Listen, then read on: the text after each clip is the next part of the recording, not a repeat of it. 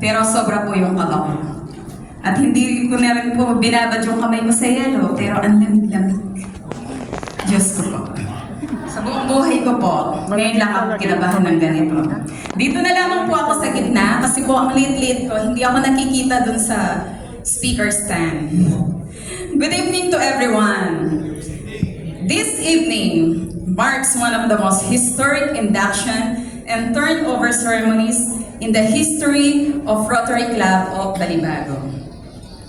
And this special moment, allow me to share a piece of my journey in embracing the role of leadership. Becoming the president of the club has been nothing short of transformative. It is not an easy mantle to carry. It demands patience, strength, and most of all, unwavering commitment.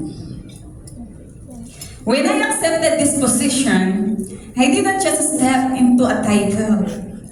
I stepped into a new chapter of growth. I was once stretched, challenged, and inspired to rise above my own doubts.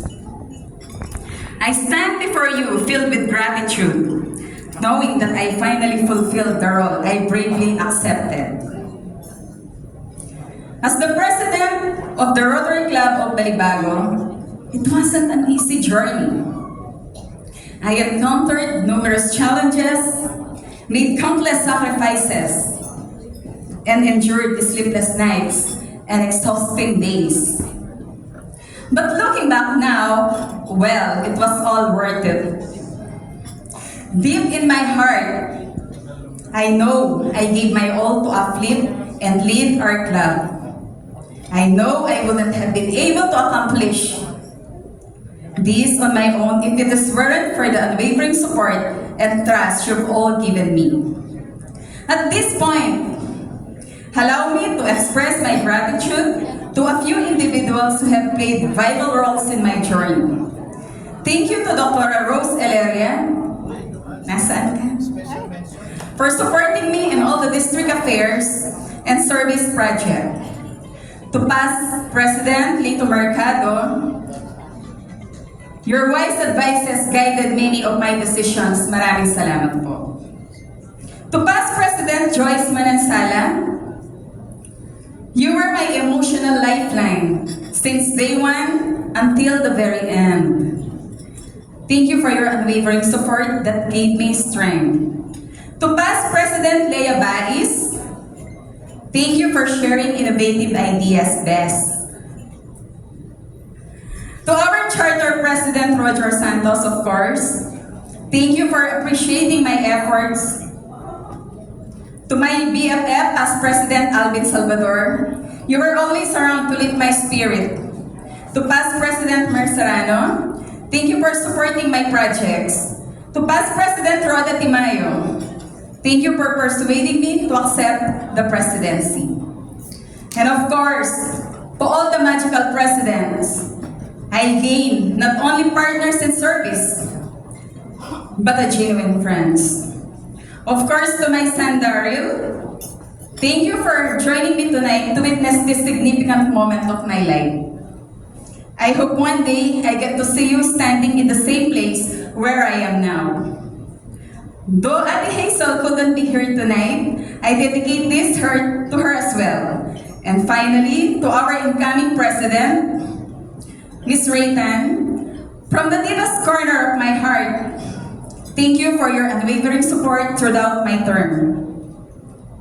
I believe with full confidence that you will carry the same torch of leadership.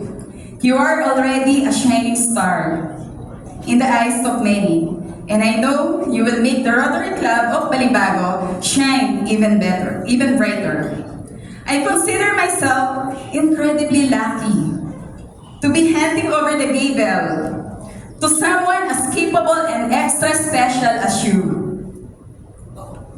And tonight, with pride and peace in my heart, I know I have led this club. I bid farewell to this chapter, not with sadness of course, but with an overwhelming gratitude. For the meantime, eyes on your screen please.